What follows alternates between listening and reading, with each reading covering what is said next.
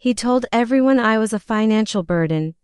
He said I lived off his hard work and drained his future. I believed him for years, but one quiet afternoon, staring at bank statements I was never meant to see, I realized the truth was far more expensive than money. My name is Rachel, and for years I believed my marriage was failing because of me. You don't understand pressure, Daniel said, dropping his keys on the table. I carry everything. I looked up from the sink. I work too. He laughed. You call that work? I felt my shoulders fold inward. I contribute, you cost. He replied calmly, that's different. I dried my hands slowly. I pay bills with my money, he said. I didn't argue. I rarely did. Silence kept the peace longer than truth ever had. At dinner with his friends, he smiled and said, Rachel's lucky. She doesn't have to worry about finances. Someone chuckled, must be nice. I smiled because that was expected. Later, in the car, I whispered, that hurt. You're too sensitive, Daniel said. They know I'm joking. It didn't feel like a joke.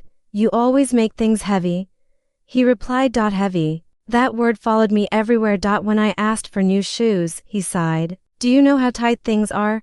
I can wait, I said. You always say that, he replied. When I skipped lunches to save money, he didn't notice. When I covered utilities quietly, he took credit loudly. You're bad with money, he said once. I balance our account.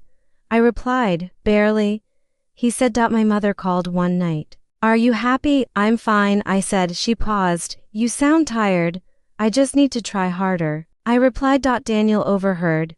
Stop filling her head, he said later. She needs reality. Reality was his favorite weapon. At work, my friend Olivia asked, why do you always apologize? I don't, I said. You just did. She replied gently. That night, Daniel scrolled his phone while I folded laundry. We need to talk, he said. My stomach tightened. Okay, you spend too much, he said. I bought groceries, I replied, and cleaning supplies. He added, we needed them, I said. You don't get it, he replied. You're a burden. The word landed harder than usual. I'm trying, I whispered. You always say that, he replied. I stared at the floor. What do you want from me? Less, he said. Less need, less emotion, less cost. I nodded. I always nodded. His friends came over that weekend. Daniel joked, if Rachel managed money, we'd be homeless. Laughter filled the room. I smiled again. Later, Olivia texted me. That wasn't okay. It's fine, I replied. No, she wrote. It wasn't.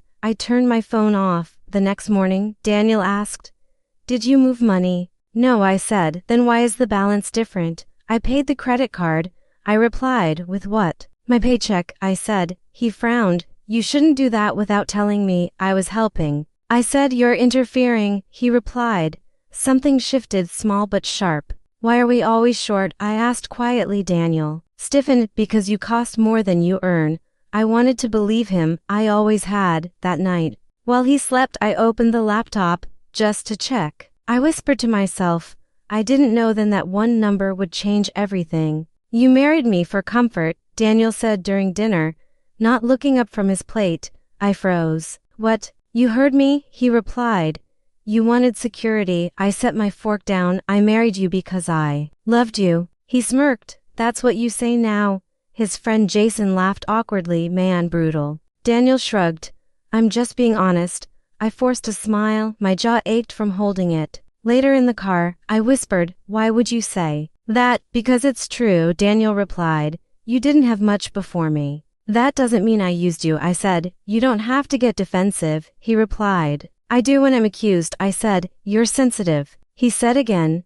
That word returned like a bruise. At home, he opened his laptop. We need to review expenses. I already tracked them, I said. Your tracking is emotional, he replied. Numbers don't lie. Neither do receipts, I said. He laughed. You wouldn't understand financial pressure, I swallowed. I work extra shifts so. I help, I said. You help spend, he replied. I stared at him. I paid the internet bill with my account, he said. My paycheck went in there, I said. He waved his hand. Technicalities. At brunch with his sister Megan, he said loudly, Rachel thinks money grows on trees. Megan smiled politely. That must be stressful. I laughed softly. I budget, Daniel cut in. She tries. On the drive home, I said, you embarrass me. You embarrass yourself, he replied. How? By pretending you're equal, he said. The words sat heavy in my chest. That night, I stayed up late working on spreadsheets. Why are you still awake? Daniel asked. I'm fixing the budget. I said, you're obsessed. He replied. I'm scared, I said. About what? About being a burden. I whispered. He paused. Then don't be one. I stopped buying coffee. I skipped lunches. I wore old clothes. You're being dramatic, Daniel said when I refused a weekend trip. I'm saving. I replied. For what? For us, I said. He rolled his eyes. One evening, Olivia noticed. You lost weight. I'm fine. I said, are you eating? I eat enough, I replied. Daniel interrupted. She's very cost-conscious lately. Olivia looked at me. Is that your choice? I nodded too quickly. Later, Olivia pulled me aside. Do you have access to your accounts? Yes, I said. All of them? I think so, I replied. That night, Daniel fell asleep early. I opened the laptop again. Just curiosity. I whispered. The password saved automatically. I clicked the banking app. My heart thud. The balance was lower than I expected. I scrolled charges I didn't recognize, payments I remembered making, loans I didn't know existed. Where did this come from? I whispered. I opened another tab. Credit cards in his name, maxed out, paid off in small amounts. My amounts. My stomach dropped. I checked dates. My transfers matched his debt payments. I covered my mouth. No.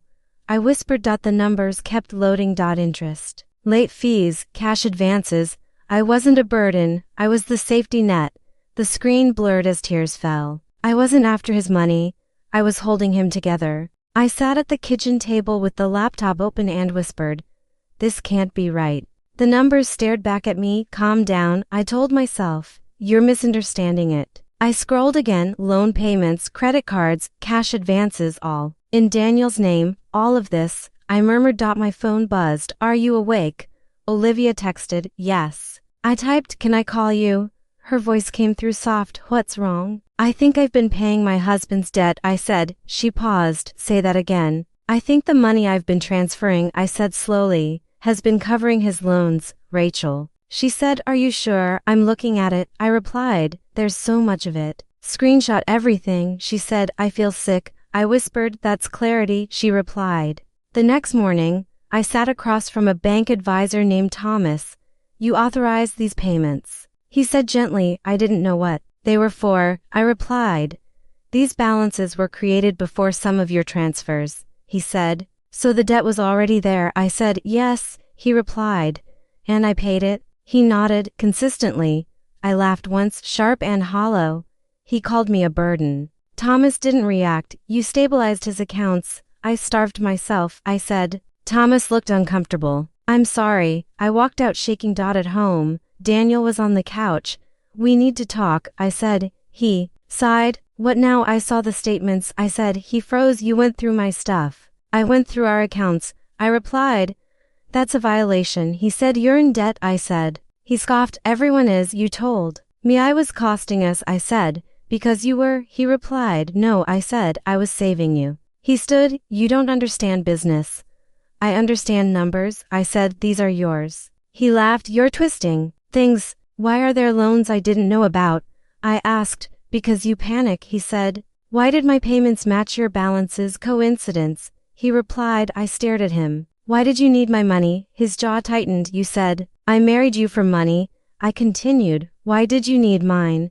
He snapped. Stop acting superior. I'm not, I said. I'm finally listening. He paced. You're exaggerating, am I? I asked. He lowered his voice. You wouldn't survive without me. I laughed quietly. I already did. He stopped pacing. You needed me small, I said, so you could stay hidden. That's ridiculous, he said. Then explain the cash advances, I replied. Silence stretched. You think you're smart now, he said. I think I'm done, I replied. He stepped closer. You're overreacting. No, I said. I'm protecting myself. You owe me. He snapped. I paid you, I said. He pointed. Without me, you're nothing. I was nothing with you, I replied. His face changed. Fear flickered. You can't leave, he said. I already have, I replied. He laughed nervously. You won't. I opened my own account, I said. He went silent. You're bluffing, he said. I transferred nothing this month, I replied.